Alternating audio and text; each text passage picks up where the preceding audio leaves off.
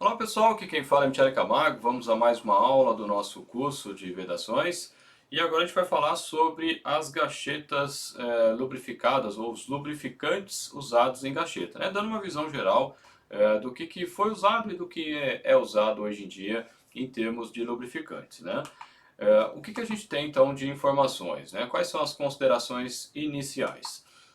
São usadas principalmente em equipamentos de alta velocidade. Como a gente já falou, a velocidade aqui que nós nos referimos é a velocidade periférica, e essa velocidade periférica está relacionada com a rotação. Quanto maior a rotação, maior a velocidade periférica. Está relacionada com o diâmetro. Quanto maior o diâmetro, maior também é a velocidade periférica. A gente já falou, mostramos inclusive as fórmulas, né, usadas para calcular essa velocidade periférica. Quanto maior a velocidade periférica, mais atrito, eu prego a mão, né? Quanto mais rápido eu esfrego a mão, mais rápido ela vai aquecer, né? Então esse é o princípio, por isso que quanto maior a velocidade, maior é o atrito, né? Maior é o calor gerado. E o lubrificante ele vai prover, além, né, o objetivo é reduzir esse atrito, reduzir o calor gerado, né? Ele também vai prover resiliência, né? Permitindo a deformação da gacheta. Ele permite também a recuperação da gacheta em casos aí que eu tenho deficiências mecânicas, seja uma depressão no eixo, por exemplo, né? Eu posso ter flexão. Ele promove também a lubrificação entre as próprias fibras da gacheta, né? Ela ajuda nisso a dissipar, né, melhor o calor também e consequentemente vai reduzir o calor. É, uma outra vantagem, né, ou uma outra consequência do uso do lubrificante é fechar os vazios nas estruturas trançadas. Como a gente já mostrou, né, as gachetas elas são ou trançadas ou interlaçadas, né? Então, ou seja, elas são, né, a máquina pega vários fios e, né, faz a combinação, mas mesmo assim eu tenho vazios, né? Então o lubrificante ele ajuda a fechar esses vazios e melhorando consequentemente o vazamento do produto operado. É claro que isso aqui é até redundante que eu estou colocando aqui, mas o tipo da gacheta e o lubrificante vai ser fundamental para o bom desempenho do equipamento, né, pessoal? Isso aqui é óbvio, né? Eu tenho que escolher a gacheta adequada para cada tipo. Por isso que existe uma série de gachetas, a gente comentou sobre algumas delas, né? Não todas, mas como eu disse, o ideal, né? Se você tem necessidade de lidar com uma gacheta, né? O ideal é você consultar o fabricante da gacheta e ver qual é a gacheta mais indicada para você. Um dos lubrificantes mais comumente usado hoje é o PTFE, né, o politetrafluoretileno, a gente já falou dele, né, só que na forma de coloidal, né, então é o pó, digamos assim, do Teflon numa solução aquosa, né, então ele é uma espécie de um banho. E aí o que acontece? Eu tenho partículas finas, né, uma espécie de um pó, né, mergulhada ou dissolvida, digamos assim, nessa água. São forçar à medida que vai fazendo, né, a gacheta ela vai forçando, forçada, né, os fios passando nessa solução. E aí depois, ao evaporar a água dessa solução, vai ficar só o PTFE. E nesse caso, ele vai ter as mesmas características do PTFE sólido, né? Seria como se fosse totalmente de PTFE, né? Então ele vai conferir resistência a alta temperatura, é uma boa característica. Então se eu uso uma gacheta de um outro material, mas com esse lubrificante, eu trago essa característica do PTFE para a gacheta. Ele tem uma excelente inércia química, a gente já falou disso, a compatibilidade química, o PTFE ele é bem amplo, né? A gente já comentou sobre isso também. Ele tem baixíssimo coeficiente de atrito, né? Ele é usado, por exemplo, em panelas, né? Para poder fazer o alimento e não ficar grudando, né? E também tem propriedades autolubrificantes, né? Então a lubrificação, o próprio PTFE ele é lubrificante, então por isso que seria até redundante falar isso, mas essas três características aqui, essas três últimas aqui, a gente já comentou bastante dela, né? E a consequência, né, dessas três é reduzir a severidade e abrasividade das fibras, né, usada na gacheta. Então se eu uso a gacheta pura, ela vai ter um certo coeficiente de atrito. Né? Se eu uso o PTFE, eu diminuo, consequentemente eu diminuo a severidade, eu diminuo, né, esse atrito e vou gerar menos calor, que é o objetivo do lubrificante, gerar menos calor ou ajudar na dissipação de calor, né? Um outro tipo de lubrificante é de origem animal ou vegetal.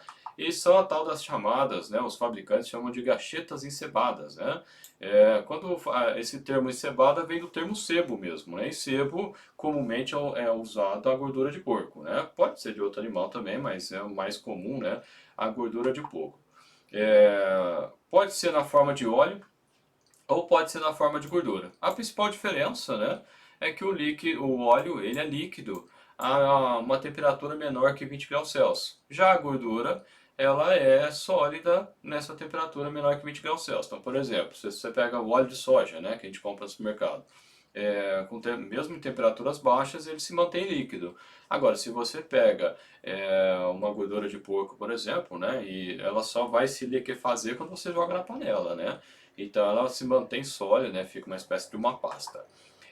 Vegetal, né, a origem vegetal pode ser óleo de rícino, de granola, óleo de semente de algodão e por aí vai, né? Existe uma série aí. De animal, como eu disse, né, o sebo, né, que é o próprio gordura de porco, é uma das mais comuns, e também cera de abelha em alguns casos. São mais caros que os óleos minerais hoje em dia, os óleos minerais são provenientes do petróleo, né? Uma desvantagem que oxida facilmente, né? Então, até por ser biodegradável, né? Ele vai reagir mais rapidamente. E eu não vou ter uma ampla faixa de viscosidade, né? Então, essas são as limitações, digamos assim,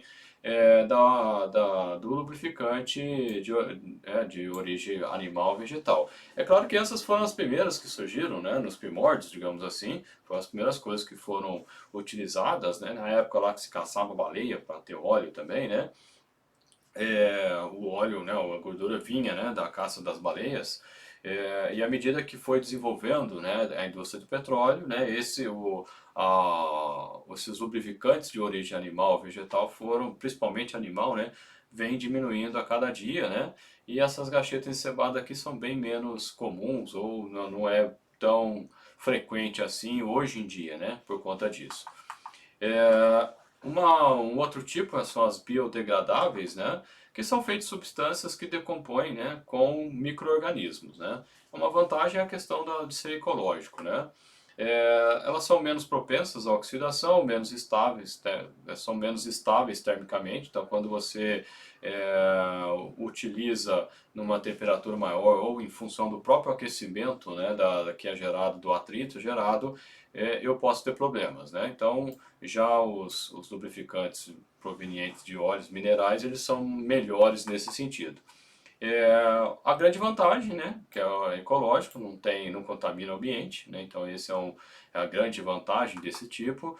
E é recomendado para a indústria alimentícias, né, porque eu não posso contaminar o produto processado, né, então as empresas alimentícias, farmacêuticas, elas precisam, muitas delas, né, a maioria exige, né, só as menorzinhas, digamos assim, mas exige o certificado FDA, né, que é do Food Drugs Administration, né, que é uma terminologia para dizer que o material ele não vai contaminar o produto, né, que é extremamente importante por conta de saúde pública mesmo, né.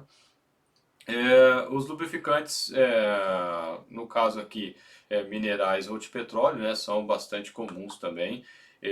E a maioria, no caso desses lubrificantes, eles são à base de hidrocarbonetos, né? Então, vem lá do próprio refino do petróleo, né? Outros tipos de lubrificantes são sintéticos, né? São desenvolvidos em laboratórios, são semelhantes os óleos sintéticos, né? De carro, né? Que eles duram mais, né? Então a ideia é a mesma linha, né? Ele, por conta disso, tem alto desempenho, consequentemente custam mais também, né? E eles possuem excelentes características de viscosidade e de temperatura, né? Como eu fabrico esse óleo sob determinadas condições, buscando, né, determinadas características, ele vai me atender melhor, né? Então, por isso que os óleos sintéticos, eles são melhores, né, que os óleos derivados de petróleo. Em altas temperaturas, eles podem se decompor e pode oxidar também, então pode ser voláteis, né? Só que eles não deixam nenhum resíduo de carbono, né? Até pela forma como eles são fabricados. e são aplicados em situações aí onde borras não são indesejadas, né? Então tem casos que eu não posso ter, à medida que vai oxidando, né, o óleo comum, por exemplo, ele vai queimando, né? Então ele pode gerar borra e essa borra pode ser um problema para o meu processo. Outros tipos, né, são os lubrificantes de silicone. Eles variam em tipo aí em função do fluido de baixo ou de ponto de ebulição, até fluidos e gomas viscosas, né? Então tem fluidos que são extremamente fininhos, né? Até fluidos mais viscosos, que são essas gomas aqui, que aí são mais pegajosas, digamos assim, né? E eles resistem a condições extremas de tensão. Então, para situações onde eu tenho uma pressão, uma condição mais severa de trabalho, o silicone pode ser uma solução. Quimicamente são inertes, né? Então eles não vão reagir, isso é uma grande vantagem. E eles trabalham em termos de temperatura até por volta dos 360 graus, que é uma grande vantagem do silicone também. Também, né, são adequados para trabalhar com alimentos por conta até dessa questão deles ser quimicamente inertes, né, então eles não contaminam, e também em relação à temperatura. Eu tenho os lubrificantes sólidos, né? Entre eles o grafite é bastante comum, né? Tem várias gachetas hoje em dia que usam grafite, né? São lubrificadas com grafite. Esse grafite pode ser em floco, amorfo ou em veios, né? Ele tem atrito baixo, né? Em temperaturas muito altas, então ele pode ser aplicado, né? Até 1500 graus, né? Então até os selos mecânicos, por exemplo, que para altíssima temperatura, eles utilizam o grafite como vedação, justamente porque o grafite suporta essas temperaturas mais altas. Eu tenho as graxas, né, que também pode ser semissólido, e são similares aos líquidos, porém com agente espessante, né? A graxa é um óleo, né? Só que ele é mais... A grande vantagem é que a graxa, quando você passa a graxa, ela não escorre, né? O óleo, se você passar o óleo, ele vai escorrer. Então, por exemplo, a lubrificação de engrenagens, né? Muitas vezes é usado a graxa por conta disso. Aqui na gacheta é a mesma analogia. A maioria são compostas aí de um tipo de sabão e um óleo de petróleo, né? Um derivado de petróleo. Bom, se você tiver perguntas ou observações sobre essa aula, você pode deixar seus comentários aqui embaixo ou passar para a gente, né? Como a gente já vem falando, né? Via WhatsApp ou também via e-mail. E a gente se vê na próxima aula. Beleza, pessoal? Um abraço e até lá.